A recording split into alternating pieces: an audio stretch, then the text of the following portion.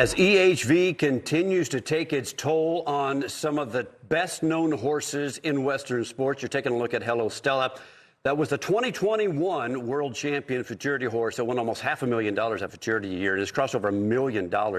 And that was a horse that is owned by Sharin, who is currently in ICU at Stillwater, Oklahoma, at Oklahoma State. Sharin has been very gracious, upfront, and candid about the situation and the process that one of the most popular barrel horses in recent memory has been going through. I know, Sharin, as we welcome you to Western Sports Roundup, it's been excruciating, but you remain strong, and we appreciate you taking the time to join us today.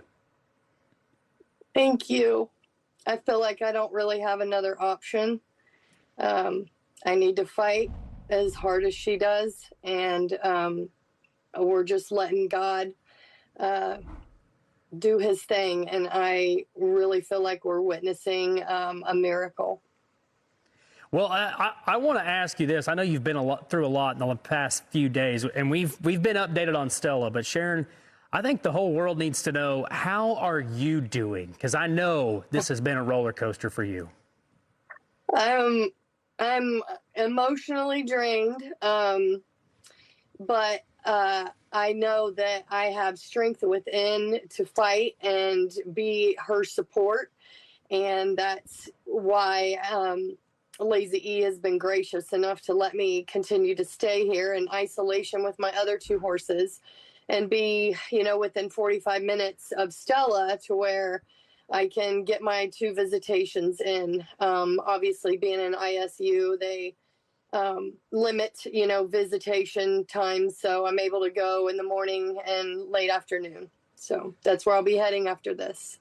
So I want to encourage everybody to go follow your page on social media, because you have been letting everybody know step by step exactly what's been going on, including this emotional roller coaster that you've been going through.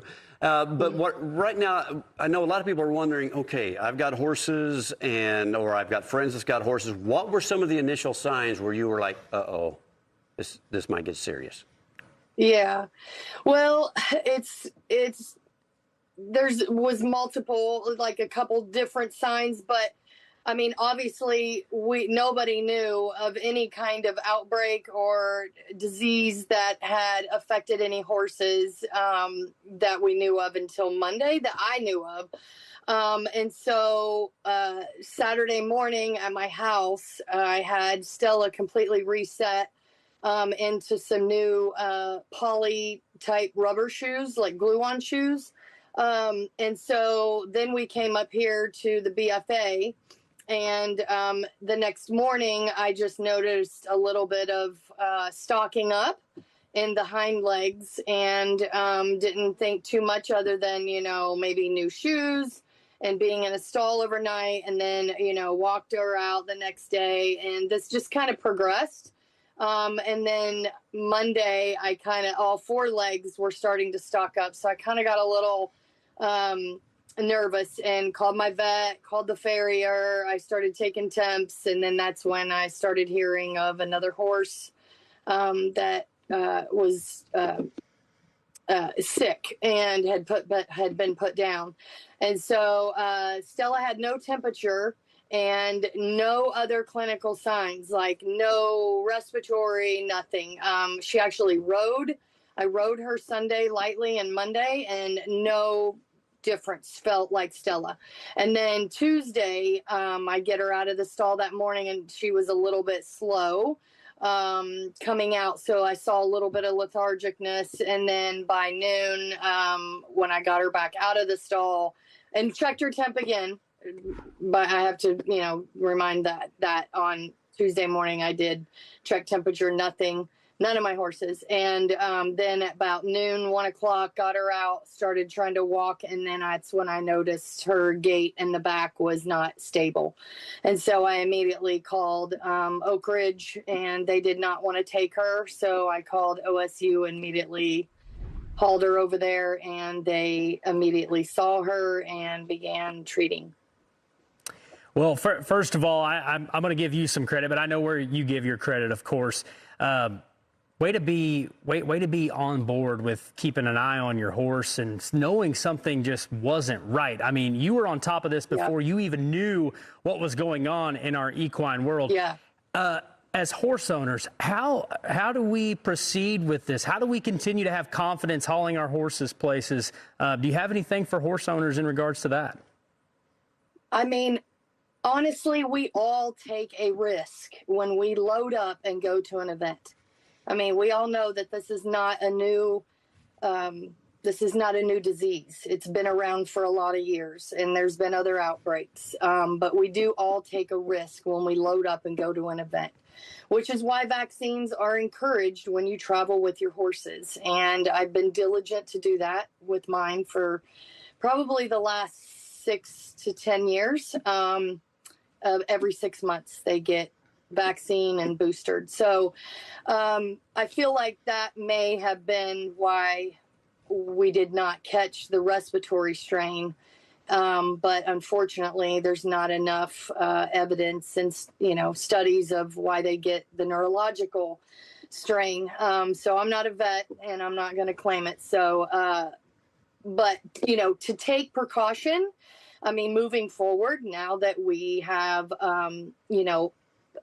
great horses that are affected by this, that we need to do, and the biosecurity measures need to be practiced, and that's probably my biggest advice. But at this moment, stopping the spread is probably the most important thing that we could do. Sharon, I want to talk about the video that we've been watching with the horse in the stall spinning around. That was some recent video that you were able to capture just in the last few hours. And a lot of people may not realize how grim the situation was at the onset when it really came on hard, and how amazing this video is to you today, what it means to Stella to see her moving around the stall, to start wanting to eat her hay, listening and cooperating. Today was a big turning point. Yes. Even yesterday I saw, which, yesterday was about the 48-hour. Now we're getting into the 72. So when you get through that hump, you're stable. And now we're hoping that nothing worsens and we can start rehabilitating at this point. So she's showing all the clinical signs that we're moving in the right direction. And, I mean, there's a combination of things that are working in her favor right now. And God is definitely at the forefront of that. Well, I know horses are a big part of, obviously, Western sports, and not only are they great athletes, but they're great friends. And I know you guys have been separated now for a few days. I know that Stella's going to be okay. We're all believing, everybody watching at home, we're believing with you. When you get to take Stella, put that halter on her and load her up in that trailer, what's the first thing you're going to tell Stella? She's a champion, and she is, and she always will be. We're looking at right now, our plan is to, get to a quarantine area when she's released from ICU. So OSU is working with me on that, where she'll continue to be monitored. Obviously, learning how to walk and move, and, all of these signs are like the next step. And I'm confident with her, stamina and her resilience and determination that I saw today. It's in there, and it's going to continue to be in there. And she's got a big story that is still left to tell. Sharon, thank you so much. I'm going to add one more characteristic to that, and those goodbye lanes are super intelligent, and they read their partners very well. Stella is gaining a lot of confidence and strength by watching and listening to you. Thank you. God bless you. We'll keep on praying. Thank you. We need people to keep praying. We'll do it.